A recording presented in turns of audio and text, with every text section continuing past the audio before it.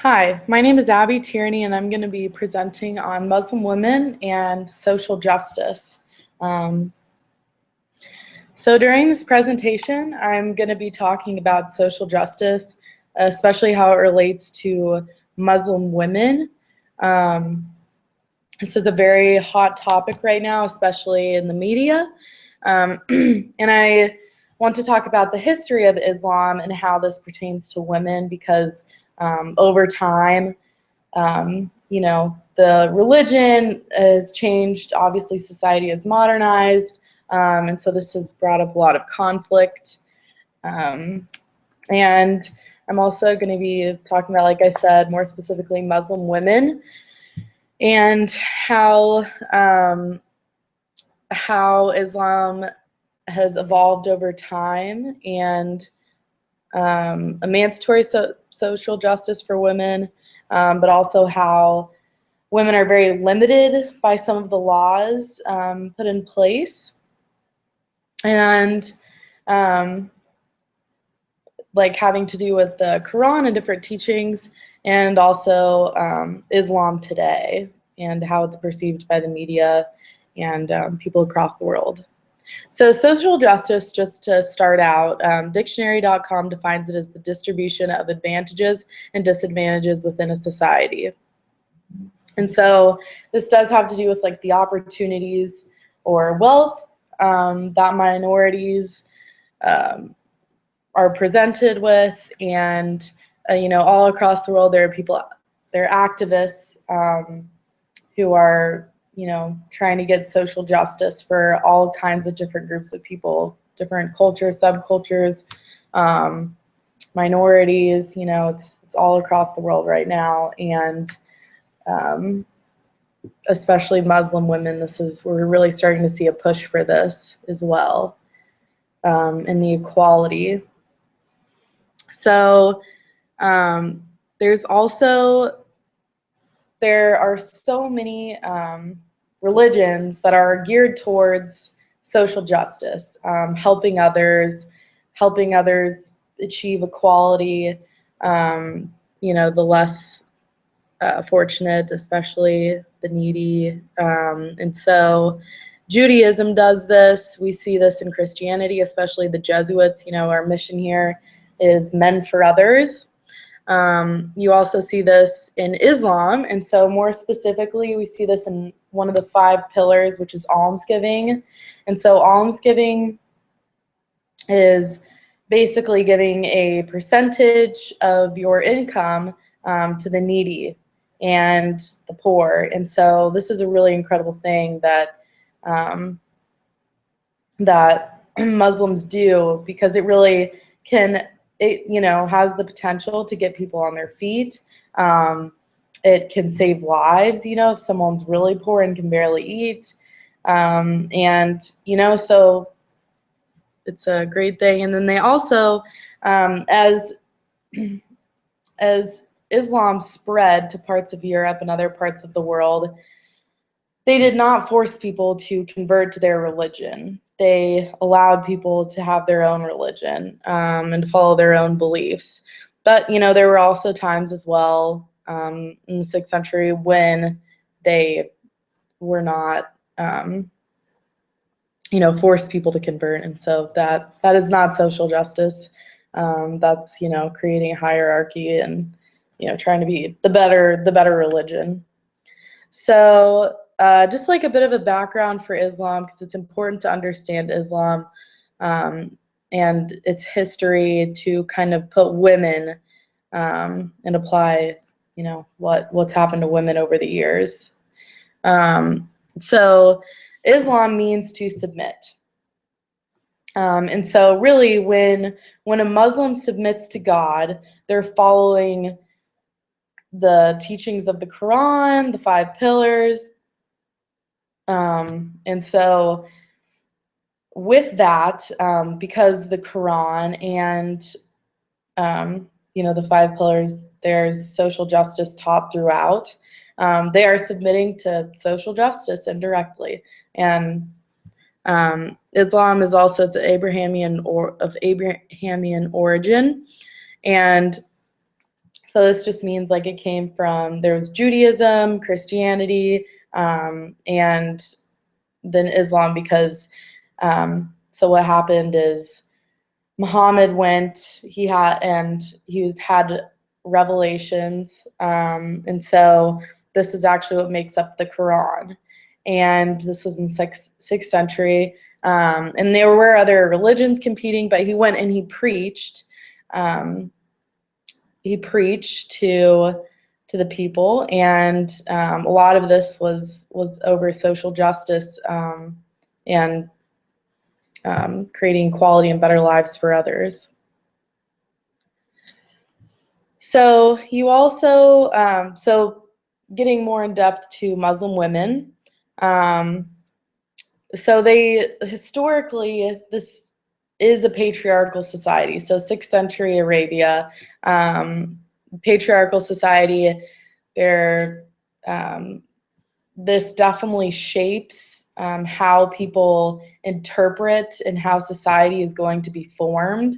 So with men in charge, they're going to interpret, they're going to be interpreting the Quran in a way that's advantageous to them, because that's just kind of human nature sometimes. And so not only that, but if you think about how things were in the past, it was a male-dominated society. And so obviously, while some of Muhammad's revelations really promote social justice and equality for women and like giving them better lives, there's also still that component of male dominance that we will see over time. And over time as well, you've had politics, which has really come into play in like preserving the conservative Islamic ways that maybe are not necessarily how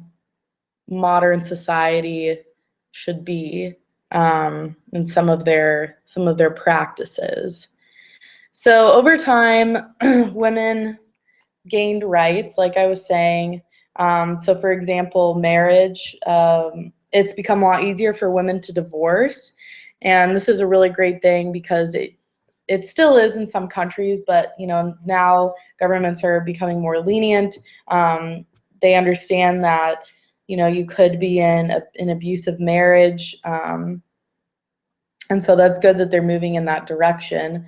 And sometimes theocratic countries, though, make this more difficult, because you have the government and the church, well, not the, you know, government and church all in one.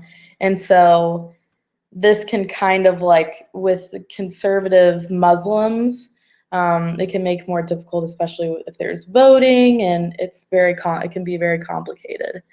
So you also have modesty, which is veiling and seclusion, and we'll talk about this more later as well, but it's freeing and confining, because in the past it was more freeing, but like now some people see it as confining. But you know, still some Muslim women really appreciate the modesty that wearing a veil gives. And they have different roles in society. So women are meant to be the homemakers of bearing children, while men are out being more social and whatnot. So women are we're more restricted and isolated from the beginning. So looking at the Quran, as far as women's rights and women being mentioned in it, it is freeing to women in a historical context, because back then, if you think about it, like even looking back in history of like women in time, women just, you know, did not typically get their dowry once they were married, or their property. And so in the Quran, it says that the women should hold some of that power with the dowry and the property. And even though the husband still inherits double what the wife does, it's definitely moving in the right direction. Because if you think of even like, you know, even in Western society, not so long ago, we had, you know, women that they would be married off, and their property would be given to their husband, and they just had no control over it. So this is very different, historically speaking, than what we generally see. And it also says that they are equal in God's eyes, equally loved by God. And so while they are equally loved, there are still defined roles, like in society. So as I was saying earlier, the wife is the homemaker, she bears children, and the male is, more out in society, getting to work, make a living, and the wife is subordinate to the husband as well. So speaking about marriage, they do practice polygamy, but just again, history is an important thing to understand when you're understanding Islam as a whole, because this came into play during 6th century. Because if a woman's husband died, and maybe she had children, maybe not, she, would possibly have to resort to prostitution, just to make a living, to stay alive, to keep her children alive. But instead, this offers women some freedom, some safety, like to live a better life. And so they were able, still are, men are allowed to marry multiple women. And so as you could see, this is like very good in the past. This was social justice for women. Women were able to, like I was saying, live better lives because of this. But it's now come time where maybe this should be, some people think that it should be changed, because women should be having more equal rights now that society has modernized. But if a man wants to marry multiple women, he has to be financially capable of taking care of all of them. And he also has to be emotionally capable of taking care of all of them, and equally. And so this can be a hard thing to enforce. So you can see what issues could arise there. There's also contracting and dissolving marriage. And so divorce is frowned upon right now, but it is allowed in most Islamic countries, which is good, because women now have the right, if they're in an abusive marriage or it's just not a good marriage, they're allowed to divorce. Now, it can be harder for women to divorce than men, but similarly, this is a good direction to be moving in for women, because they are moving towards equality, starting to make their own decisions. But there's also arranged marriages, and ultimately a woman is allowed to decide. But you have a couple different things going here, and that's, your family. Like maybe if you don't marry this person, then your family, will disown you. Who knows? I'm sure there are extreme cases out there like that. And you also, a bigger problem with all, of this is women don't know their rights. They don't know their legal rights. They don't know their religious rights. And so a lot of the things they hear are from their husband or their father, and that may not necessarily be the most accurate information. So family in an Islamic society. Family is really highly valued by Islamic law. And so over time, a lot of family laws have been reformed. And so there are some things that have definitely pushed these reforms over time. And one of them is politics. So you have different leaders who are seeing maybe some things aren't right, trying to make some changes. You have people more educated now, able to read the Quran, able to understand their true religion. There's modernization and Western influence, and so the West does really push, especially Middle Eastern countries, for modernization and kind of moving in this direction of social justice and equality for women. And a lot of people in the Middle East kind of push back because they do live a very different lifestyle than we do in the West. So veiling in seclusion, this is a hijab actually that the woman is wearing, and it's basically, historically, it was thought to be the proper way to display values according to the Quran. But that actually is an interpretation of it, of like a story in the Quran, and or of one of Muhammad's revelations. And so, but over time, it's become the norm for many Muslims. And it began, though, in the 6th century to protect upper-class women, and it gave them the freedom to socialize and go out into public. So women in urban areas were able to go out and socialize with other women, and not be so restricted to the home, I guess. But eventually it was an issue because it excluded women from mosques and interacting with the community, because this item of clothing almost isolated them even more. So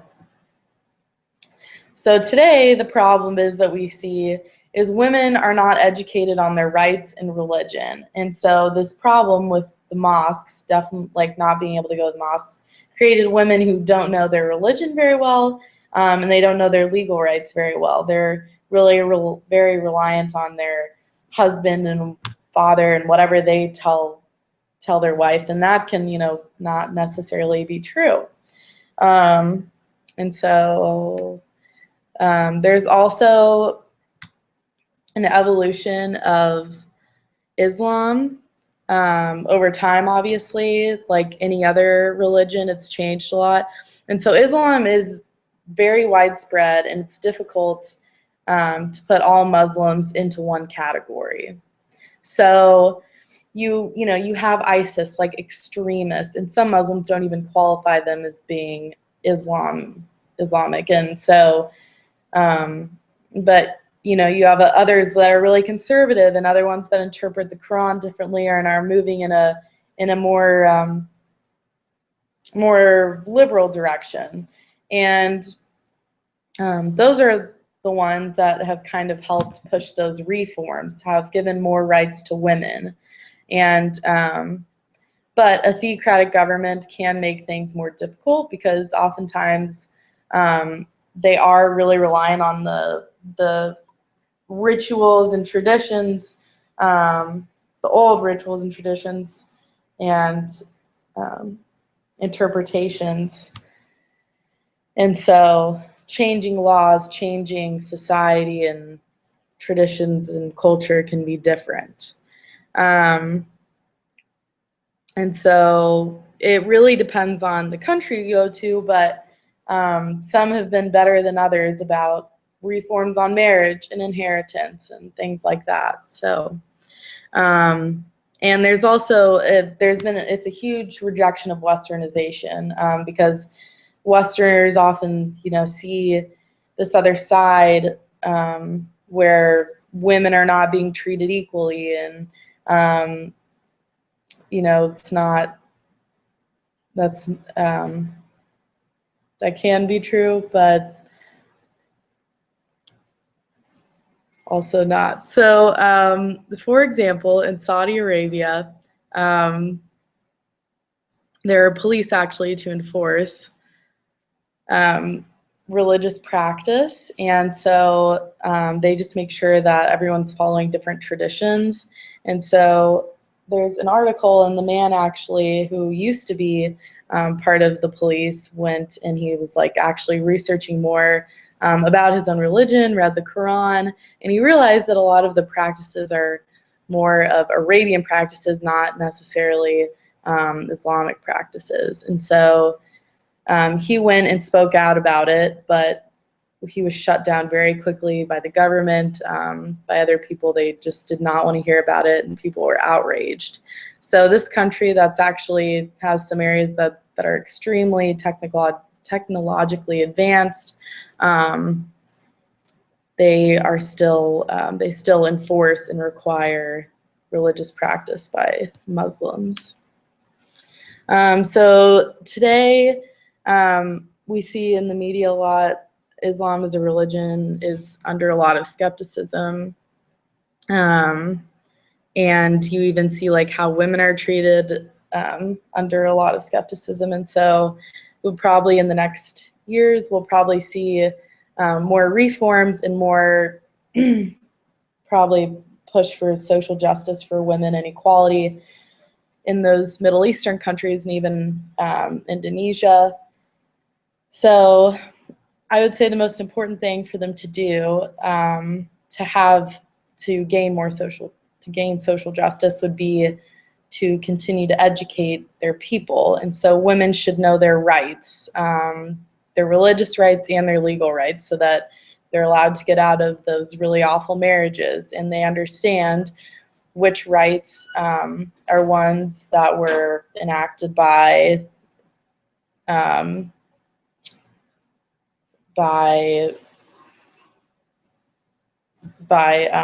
Islam and which ones were actually done by the government. And so anyway, in conclusion, Islam really does promote social justice for women, and it especially did in the past.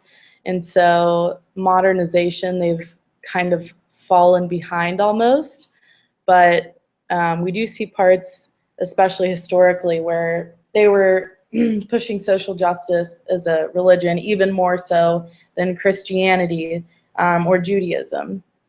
And so, but today, sometimes, and even in the past, they're limited by living in a patriarchal society and really just a hierarchical society. They're just at the bottom. And that's it.